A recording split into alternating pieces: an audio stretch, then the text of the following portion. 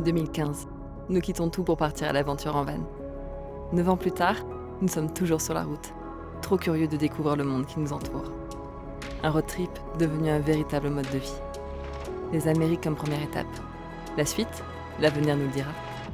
Nous, c'est Eric et Johanna, et voici nos aventures.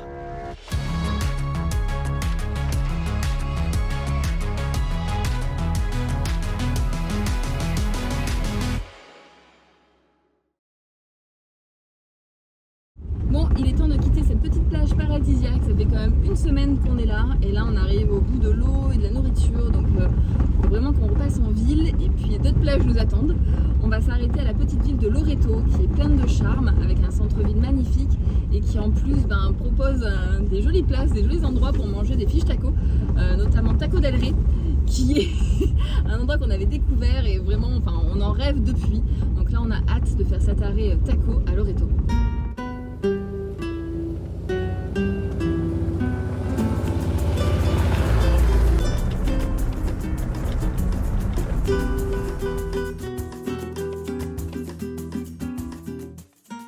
Ah, les petits villages mexicains. Les couleurs, les senteurs, les sons. Tous les sens y sont en éveil. Et Loreto, première colonie espagnole en Baja, vaut largement son titre de Pueblo Mágico, une appellation donnée aux plus belles communes du Mexique. Il y règne une douceur de vivre latine qui donnerait presque envie de s'y installer. Surtout quand on sait qu'on y trouve parmi les meilleurs tacos du pays.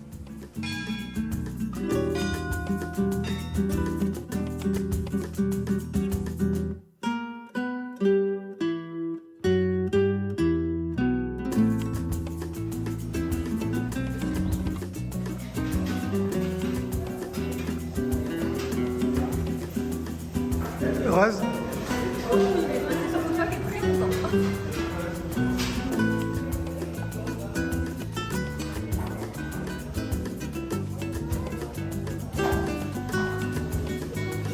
Alors ? Ça m'avait manqué.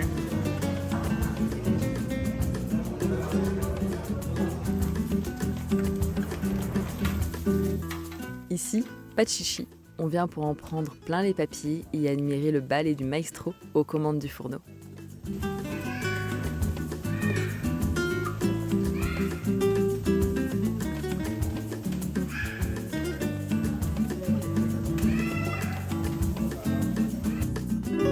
Mission taco réussie, on peut reprendre la route l'esprit tranquille et surtout le ventre plein.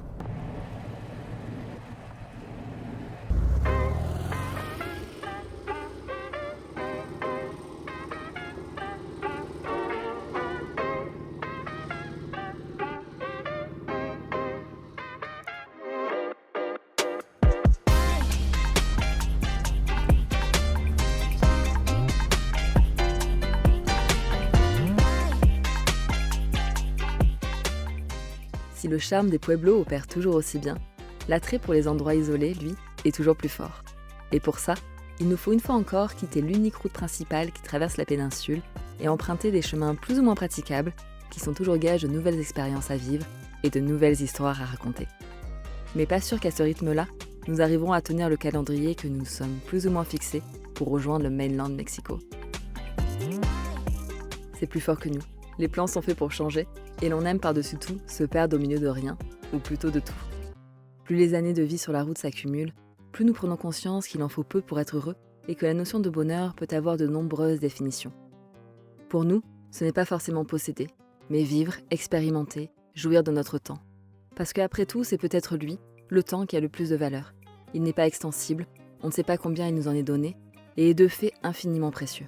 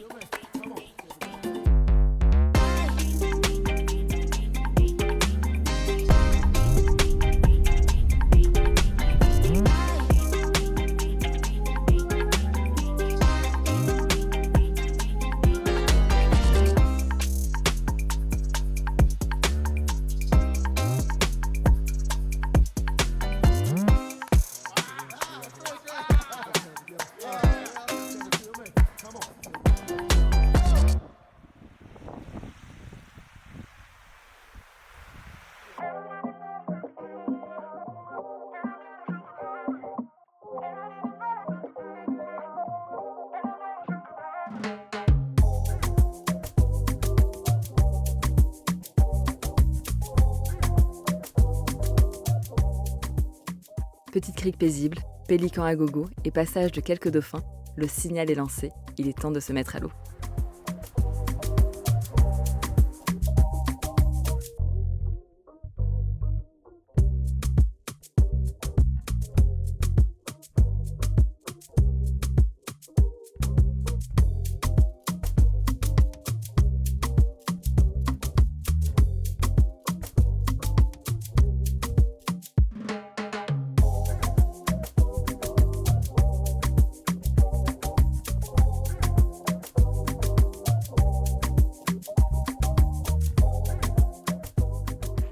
Bon, le soleil est un peu timide ce matin, mais la mer est super calme. On va quand même aller faire un peu de canoë. T'es prête? Ouais, on est parti? On est parti. Au revoir Popo, à tout à l'heure. Capitaine Eric à la barre.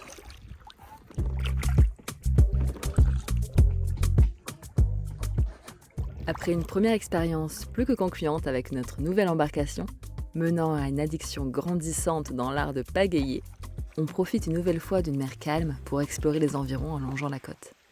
Destination, l'inconnu.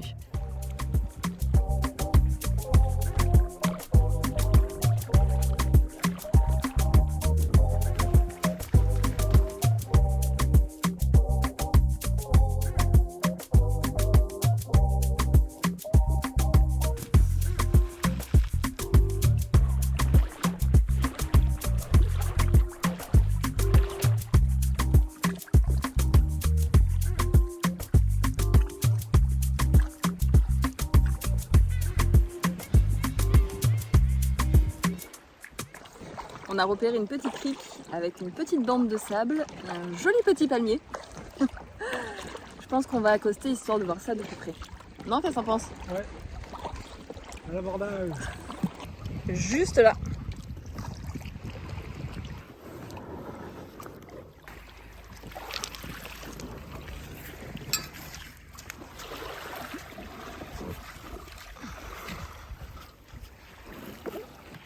On reste ici? Ouais, on va habiter là. On achète?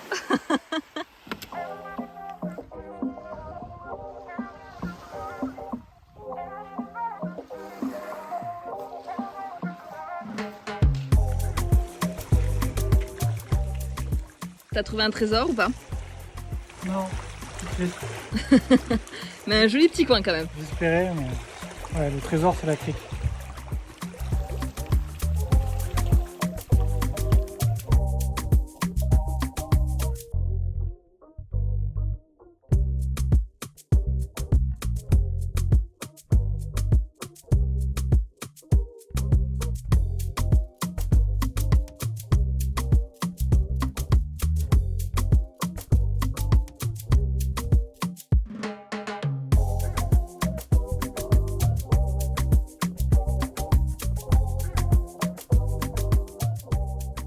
Quelques coups de rame plus loin, une sorte de petit estuaire aux airs d'oasis attire notre attention.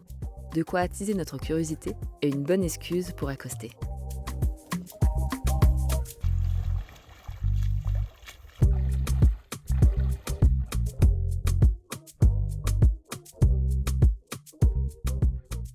y a pas mal d'oiseaux, des vautours, des hérons. Et des petits crabes. Regarde la taille de la pince par rapport au corps.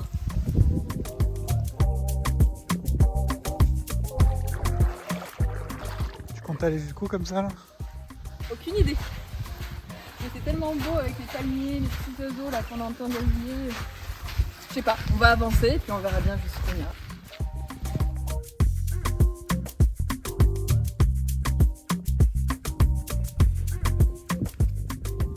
Avec Jourdain c'est toujours comme ça. Tu sais quand tu pars, tu sais jamais quand est-ce que tu reviens. Du coup des fois on part un peu sans rien, on se dit oh, c'est bon on va marcher que 5 minutes.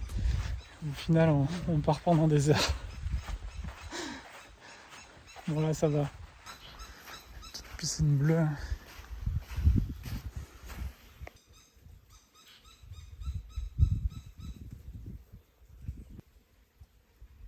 On dirait une source, non? Peut-être, je sais pas. En tout cas, on est au bout. contente, t'allais explorer. Oui.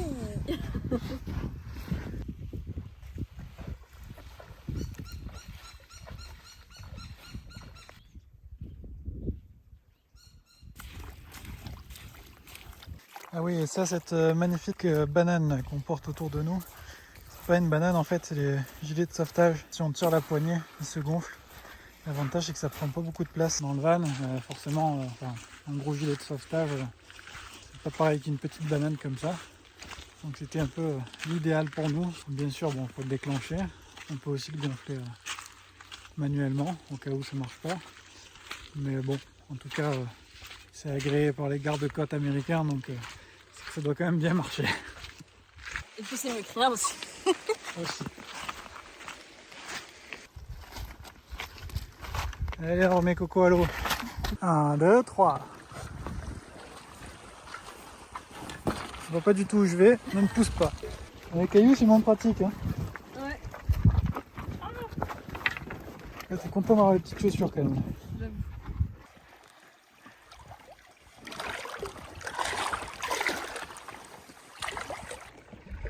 Alors, ce qui est bien quand tu es derrière, c'est que tu peux ne pas pagayer.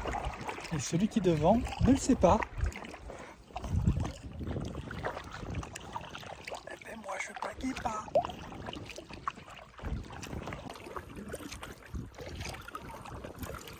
Super agréable.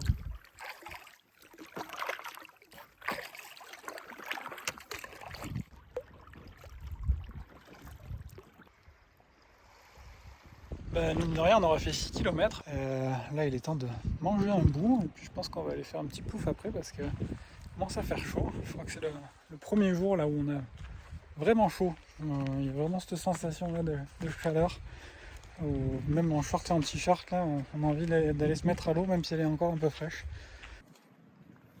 Quoi de bon à midi? Des quesadillas maison. Ouh.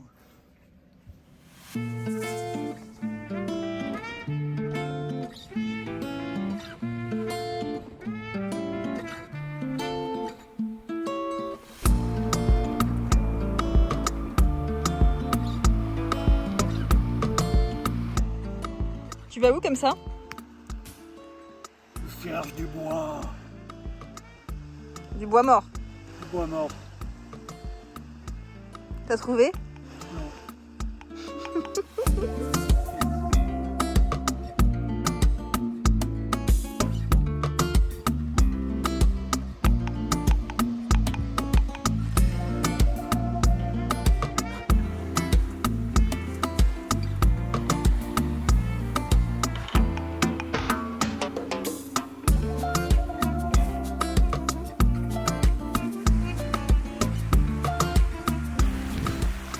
C'est un poisson. Ouais, il vivait en fait. Il a de sacrés dents. Et mon gars, tu retournes à l'eau.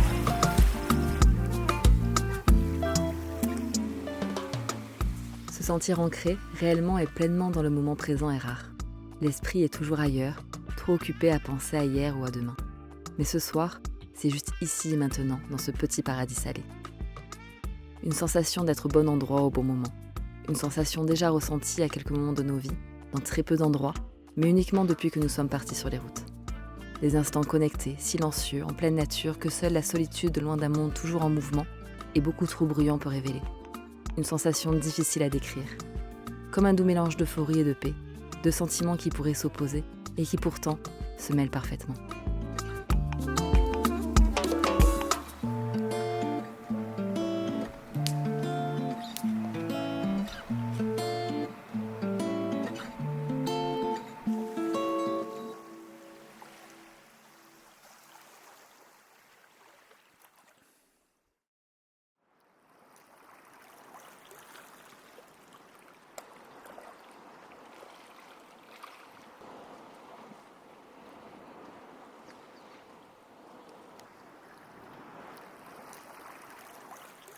Il se peut que nous n'ayons jamais autant pris le temps de prendre le temps que depuis que nous sommes de retour en Bara. Mais comment ne pas vouloir l'apprécier quand la journée commence sous un ciel coloré? Si certains voient la vie en rose, ce matin, lui, est orangé.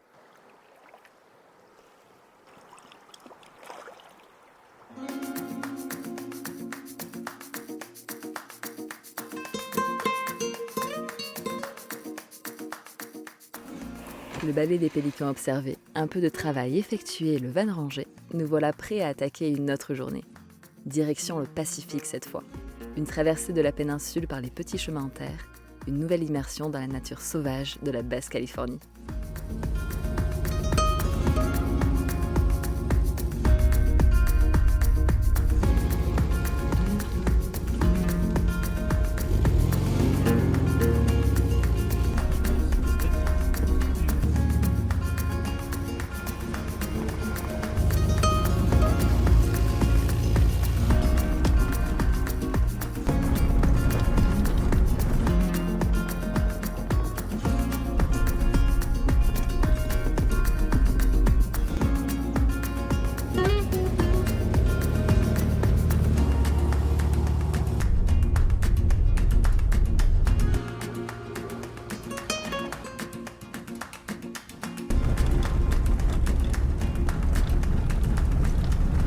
On vient d'arriver au petit village de San Javier et il y a une belle mission apparemment à aller visiter. Le village est tout pavé aussi, ça a l'air très mignon, donc on va s'arrêter un peu visiter ça avant de continuer sur la piste.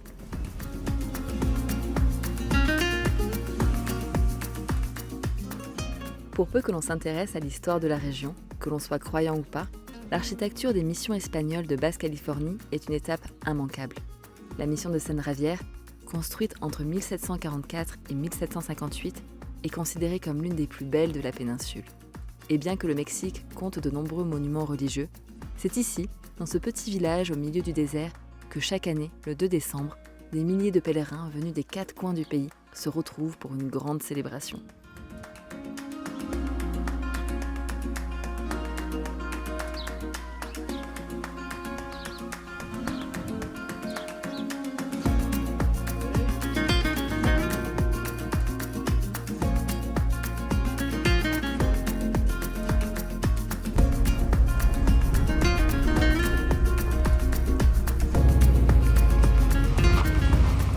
C'est depuis le village que commence la piste qui nous permettra de rejoindre le Pacifique.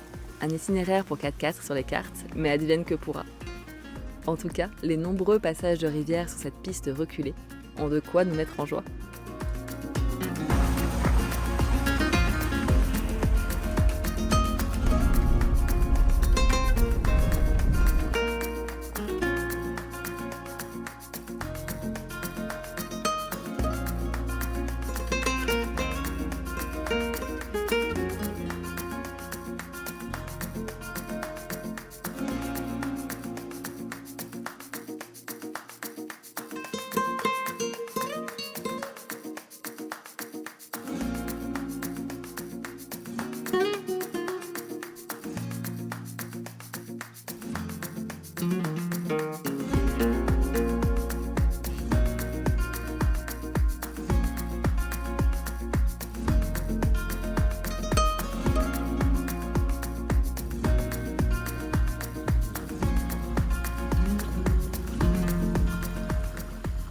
Ce soir, ce n'est pas au bord de la mer que nous campons, mais le long de la rivière. Si chaque jour est une nouvelle découverte, il y a au moins une constante, l'eau.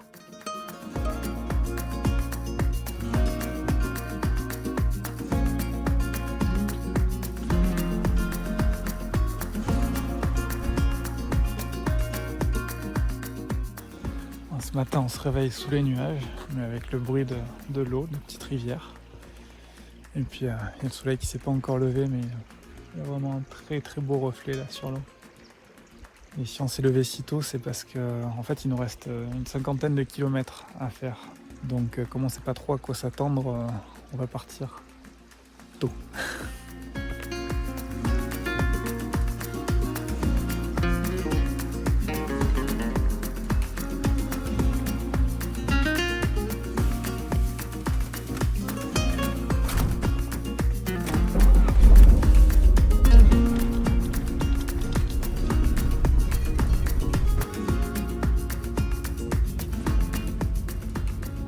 Barra n'a décidément pas fini de nous émerveiller.